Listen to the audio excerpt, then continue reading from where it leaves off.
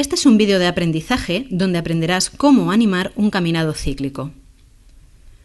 Cuando hablamos de ciclos animados, nos referimos a una acción que se anima una sola vez, donde el último dibujo conecta con el primero de la serie, pudiendo repetirse indefinidamente.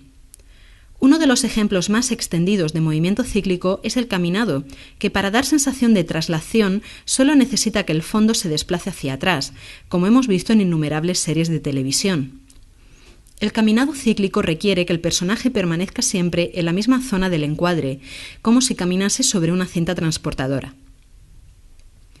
Primeramente estudiaremos la mecánica del ciclo desde su perspectiva más habitual, de perfil. Después aplicaremos este mismo principio a diversas vistas, proyectando el espacio en 3 dimensiones.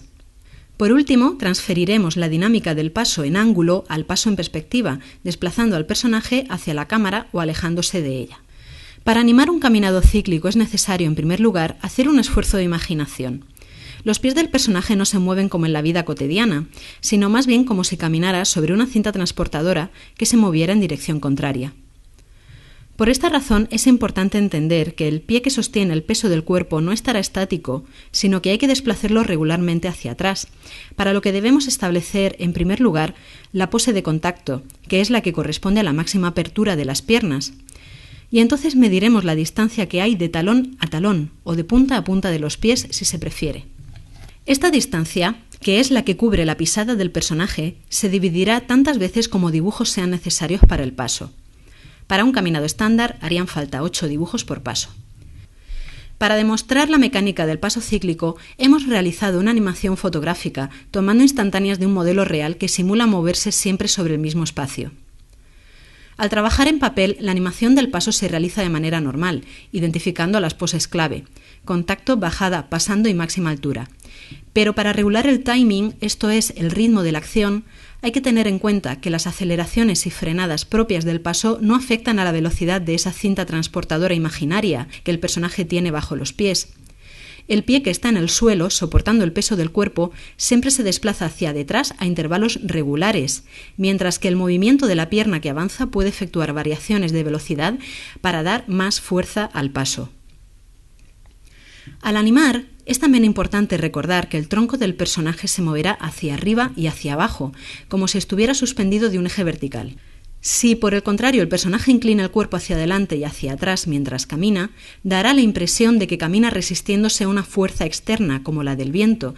Es importante que el último dibujo del ciclo encaje perfectamente con el 1, sin cambios de tamaño ni alteraciones bruscas de la trayectoria. Cuando pasamos a imaginar un caminado en ángulo, debemos hacer un nuevo esfuerzo de visualización. Ahora el personaje caminará sobre una baldosa cuadrada, dividida en su centro por la línea de trayectoria, que debemos dividir progresivamente de acuerdo con las normas de proyección cónica. El procedimiento cambia si se trata de una perspectiva frontal, de un solo punto de vista, oblicua, con 2 puntos de fuga, o aérea, con 3 focos. A fin de simplificar el proceso, haremos una demostración con perspectiva oblicua. Si no queremos que se distorsione el cuerpo, debemos imitar la visión natural y ubicar la cabeza del personaje a la misma altura de la línea del horizonte. Una vez hemos dibujado de manera intuitiva la pose de contacto, dibujaremos a mano alzada la baldosa cuadrangular sobre la que camina. Esta mide de ancho tanto como de largo, es decir, la distancia de la pisada, medida de talón a talón, teniendo en cuenta la deformación con la perspectiva. Después, si se trata de un paso de 8 dibujos, dividiremos el vector de trayectoria en 8 fracciones, utilizando la regla y el lápiz para hallar cada vez el punto medio de la sección. Se traza la diagonal del cuadrilátero para hallar su punto medio y se fuga este punto, volviendo a seccionar los lados del cuadrado. De esta manera se pueden hallar consecutivamente las divisiones de la trayectoria.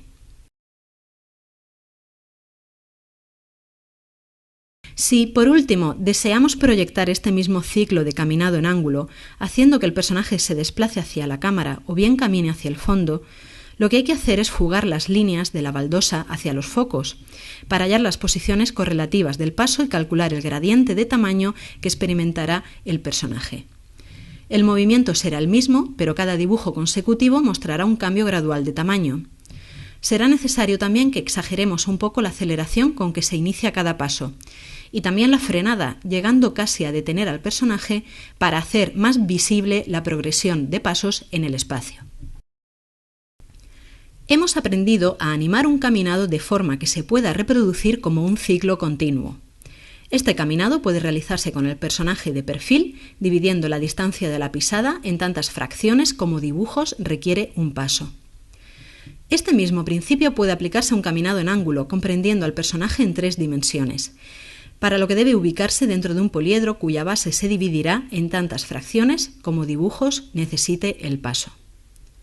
Por último, hemos aprendido a proyectar el caminado en ángulo, utilizando la línea del horizonte y puntos de fuga que nos ayudan a dividir el espacio y repartir la pose de contacto en el mismo. De esta manera hemos aprendido a economizar tiempo y trabajo en la producción de la mayor parte de películas animadas. Gracias por tu atención.